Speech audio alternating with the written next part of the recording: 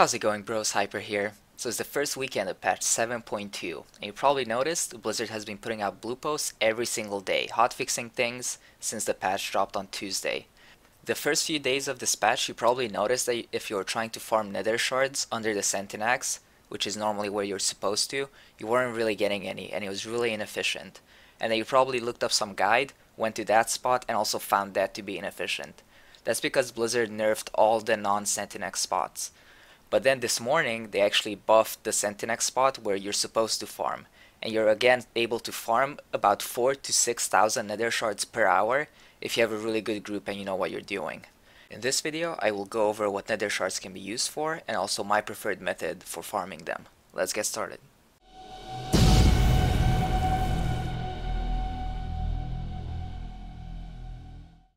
First things first, why should you even care about Nethershards? Well, as you might know, this is the currency being used on the Broken Shore to buy various things. The most obvious one is welfare epics. Now the cheaper ones are 850 base eye level, and the more expensive ones are 880 base eye level. And both of these can Titan Forge or Warforge. Some other things you can buy is the tabard and a few toys, as well as weapon appearance. But the most important one is the legendary crafting ingredient. Now this is going for 85k gold on my server when I'm recording this video. I'm not sure if they're actually selling for this amount or they're just listing it, but you can still make a pretty decent amount of money by doing this. Also, these Dauntless and Relinquished items have a chance to give you legendaries when you activate them. It's a very low chance, but they might give you a legendary for the slot they're intended for. Next, let's take a look at the farming spots and how you can actually gain this much Nethershard in an hour. Before you even get started, you want to open your map and figure out where the Sentinax is. You'll spot it pretty quickly. It's just the green Legion ship icon, and you want to go to that area. Now after you get there, you'll notice that there's some portals and demons coming out. Now you can either make your own group or join someone else's. I recommend making your own because you just have more control over it, and if someone messes up, you can just kick them instead of you having to leave and find a new one. So what I recommend going with is 1 tank and 4 DPS. For tanks, Paladins and Blood DKs are godlike for this. But other tanks also work. If you're having trouble with 1 tank 4 DPS, just put a healer in there instead of one of the DPS. This helps if you're lower gear level. It will take a little bit longer to farm the portals, but it should still be a decent amount of Nethershards. After you have your group made, you just want to start killing mobs until you get a few portal beacons. There's a few different ones such as Torment, War Beast, Engineering, Firestorm, Domination, and I'm sure there's a few that I'm forgetting. So after you found a few beacons, you want to figure out which ones are next to each other and find a spot where there's 2 or 3 portals next to each other, and you want to figure out which 2 or 3 portals those are. So you only have to use those specific beacons. Now there's uncommon beacons and also rare beacons. They kind of do the same thing, they just add more time to the pre-existing portal or empower it to have additional adds.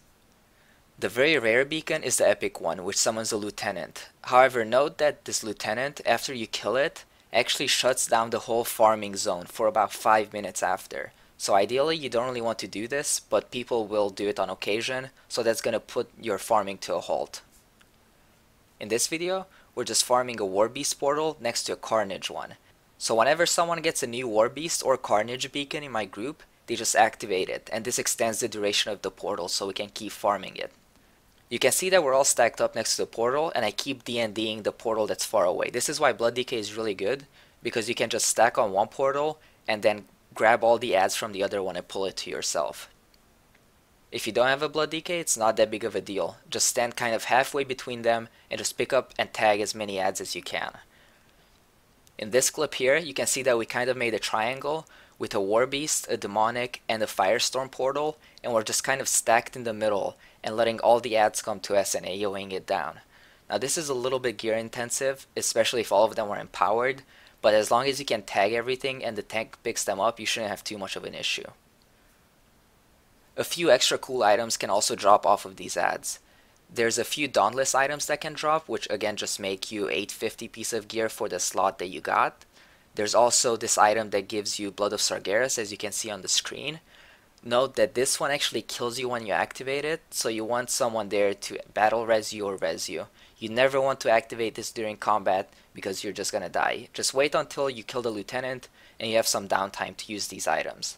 The other one is the fell slate one. It just creates some fell slate around you, you can mine it. And then the third one is the starlight rose. So all of these are pretty cool.